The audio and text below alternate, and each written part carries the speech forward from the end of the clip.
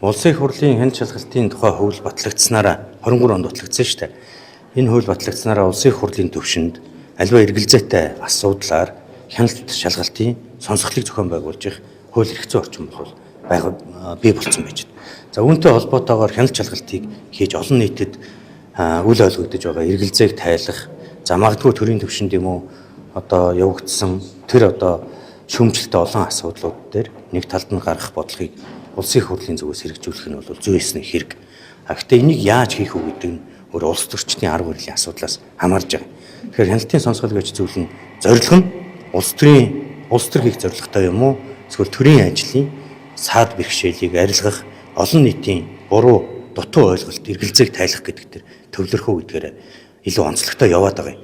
За улсын их хурл дээр одоо жишээлбэл хаврын чуулганд миний одоо мэдэж байгаагаар 5 орчим одоо төр ороо байгуул хяналт шалгалт явуулъя гэсэн санаачлаг гараад гарын үсэг зургуудад явж байгаа.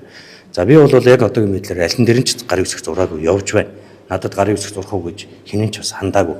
Ерөн зүгээр миний хөв хүний байр суурь бол хяналтын сонсголтыг хийж байх ёстой. За энэ гол зорилго нь олон нийтийн эргэлзээг тайлахад байх ёстой.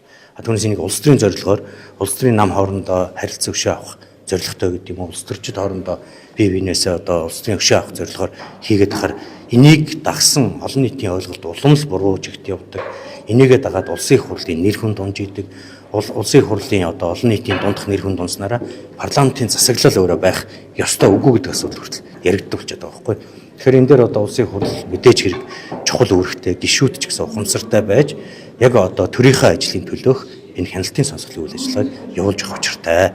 Жишээ нь нийтийн эрх шиг хөндөгдөж байгаа олон асуудал төр хяналтын сонсгол хийдэг нь олон улсын парламентын засаглалтай улсуудад байдаг нийтлэг үзэгдэл шүү дээ, тийм ээ. Одоо энэ Эпштейнтэй холбоотой асуудал сүүлийн үед хөндөгдөж яригдж байна. Манай парламентын гишүүд энэ дээр одоо үе үеийн зарим ерөнхийлөгч нар зарим одоо бүр тэр их хэл одоо оюутлахын хөрөнгө оруулалттай холбоотой асуудал хүртэл энэ төвшөнд яригдсан биш үү гэдэг нь мэдээллүүдийг одоо Америкийн нэгдсэн улсын хууль зүйн яамны сайт дээр байгаа мэдээлэлээс авч гаргаж ирж тавьж байгаа. Тэгэхээр энэ ч өөр асар том эргэлзээ.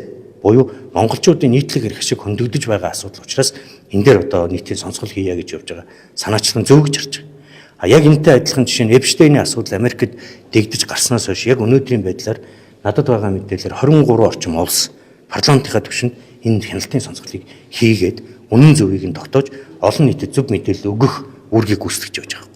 Тэгэхээр манай Монголын парламент ч гэсэн энэ дээр тэгж төвлөрч ажиллах хэрэгтэй. Хин нэг шууд буруутгах нь гэхээс илүүтэйгээр тэр хүн буруутай буруугүй тэ оролцоотой оролцоогүй гэдгийг нь энэ өргөн хүрээний сонсголыг зохион байгуулснараа бодиттой болно л гэж ингэж бол харж байгаа.